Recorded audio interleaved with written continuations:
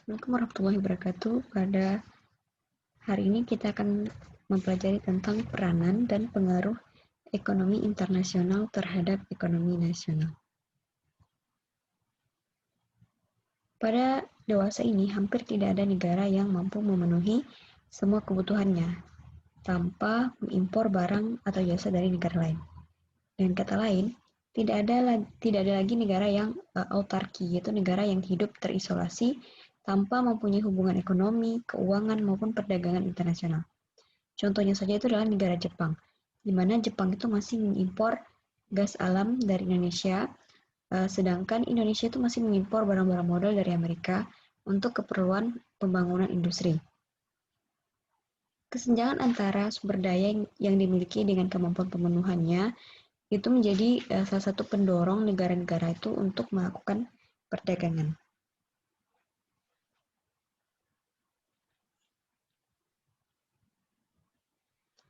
Peranan dan pengaruh ekonomi internasional itu dapat dilihat dari segi aspek makro maupun dari aspek mikro. Pada aspek makro, pengaruh ekonomi internasional itu dapat ditinjau dari sisi supply dan demand.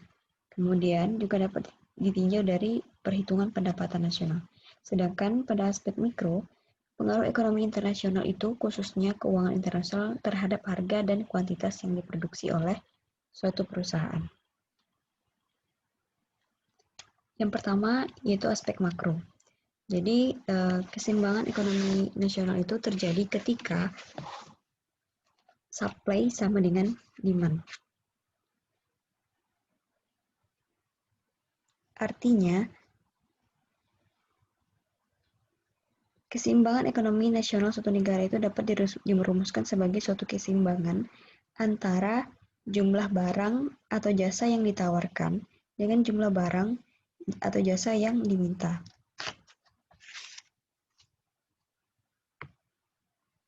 Dalam hal ini, ST itu merupakan supply total, terdiri dari supply dalam negeri atau domestic product ditambah dengan supply dari luar negeri atau impor.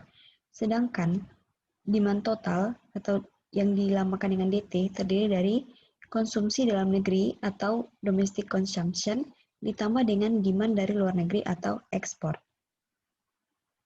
Dari uraian di atas terbukti bahwa keseimbangan ekonomi nasional suatu negara sangat dipengaruhi oleh ekonomi internasional, yaitu impor sebagai supply dan ekspor sebagai demand dari luar negeri. Pengaruh ekonomi internasional melalui X dan M terhadap ekonomi nasional dapat divisualisasikan dengan grafik sebagai berikut. Bila impor atau M naik, maka supply total dalam negeri akan bertambah, sehingga kurva supply total akan bergeser ke kanan bawah, atau ST1. Dalam hal ini, bila demand tetap, maka harga akan turun menjadi P1 dan produksi dalam negeri akan turun menjadi Q1. Sedangkan titik keseimbangan bergeser dari E0 ke E1. Sebaliknya, bila demand luar negeri atau ekspor naik, maka kurva demand akan bergeser ke kanan atas. Dalam hal ini, bila supply tetap, maka harga akan naik menjadi P2 dan produksi dalam negeri akan naik menjadi Q2. Sedangkan titik keseimbangan bergeser dari E0 ke E2. Dengan demikian, terbukti bahwa kegiatan ekonomi perdagangan internasional X dan M akan mempengaruhi ekonomi nasional melalui harga dan produksi dalam negeri. Selanjutnya, aspek makro ditinjau dari perhitungan pendapatan nasional. Secara teoritis, perhitungan pendapatan nasional berdasarkan pendekatan pengeluaran dapat dirumuskan sebagai berikut. GNP sama dengan Y sama dengan C ditambah I ditambah G ditambah ekspor kurang impor. GNP itu merupakan Gross National Product, sedangkan Y itu adalah pendapatan nasional, C itu adalah konsumsi, I investasi, G government expenditure atau pengeluaran pemerintah, sedangkan X itu merupakan ekspor dan M itu adalah impor. Bila X kurang M besar dari 0, maka ekspor besar dari impor. Ini berarti saldo X neto positif atau posisi neraca perdagangan luar negeri mengalami surplus, sehingga Y atau income itu akan naik dan berarti pula GNP akan naik. Sebaliknya, bila X kurang M kecil dari 0, maka ekspor kecil dari impor.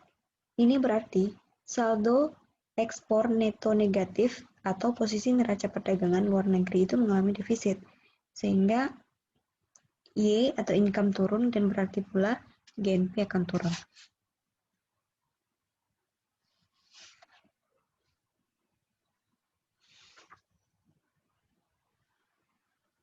Negara yang dikatakan sebagai negara yang perekonomian terbuka apabila ekspor totalnya itu besar dari 10% dari GDP-nya.